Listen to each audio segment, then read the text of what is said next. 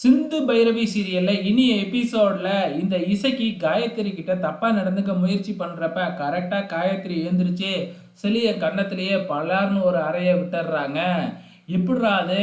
அதுதான் தூக்க மாத்திரை கலந்த பாலை குடிச்சிட்டாலே அப்படின்னு பார்க்குறீங்களா? அந்த பாலை வந்து பார்த்தீங்கன்னா காயத்ரி குடிக்கவே இல்லை.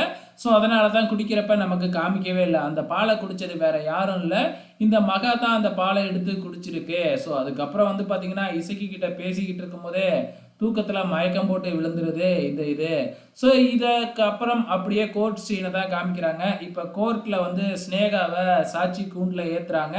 அதுக்கு முன்னாடியே ஸ்னேகாவோட வக்கீல் வந்து அவங்க எதை கேட்டாலும் எனக்கு இதுக்கு எந்த சம்பந்தமும் இல்லை, நான் வந்து பார்த்தீங்கன்னா சிந்துவை மலையிலேருந்து தள்ளி விடலை அப்படின்னு மட்டும் சொல்லிடு அப்படின்னு சொல்லிடுறாங்க.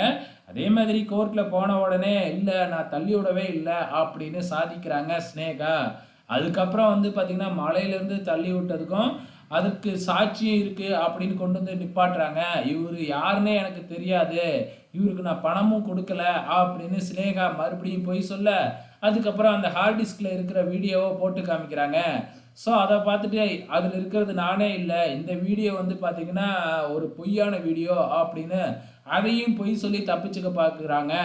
இதுக்கப்புறம் என்ன அப்படின்னு பார்த்தீங்கன்னா நடுப்புற போடுற சஞ்சய் வந்து இந்த ஸ்னேகா வந்து அடியாட்களை வச்சு இந்த ஹார்ட் டிஸ்கையும் இந்த சாட்சியையும் கடத்துறதுக்காக அசோக் அப்படிங்கிறவங்க கிட்ட ஃபோனில் பேசியிருக்கிறாங்க. அதை ரெக்கார்டிங்கும் இருக்குது. அதே மாதிரி ஸ்னேகா அவங்களோட பேசின அந்த வாய்ஸோட லிஸ்ட்டே இருக்குது. அதாவது ஃபோன் பண்ணியிருப்பாங்க இல்லையா, ஸோ அந்த லிஸ்ட்டு முதற்கொண்டு எல்லாத்தையும் எடுத்துகிட்டு வந்திருக்கிறாப்புல. இப்போ இது சாட்சியோட காமிச்சிட்டாங்க. இதுக்கப்புறம் எப்படி இதை பொய்ன்னு சொல்லுவீங்க, இதுதான் ஆதாரமாக இருக்கே அப்படின்னு ஸ்னேகாவை பார்த்து கேட்க, அதுக்கப்புறம் ஸ்னேகா எதுவுமே சொல்ல முடியாமல் முடிச்சுக்கிட்டு இருக்கிறாங்க. ஸோ நாளைக்கு தான் தீர்ப்பு சொல்லுவேன் அப்படின்னு நம்ம ஜட்ஜு சொல்லிட்டாங்க. ஸோ பொறுத்திருந்து பார்க்கலாம் நாளைக்கு என்ன நடக்க போகுதுன்னு.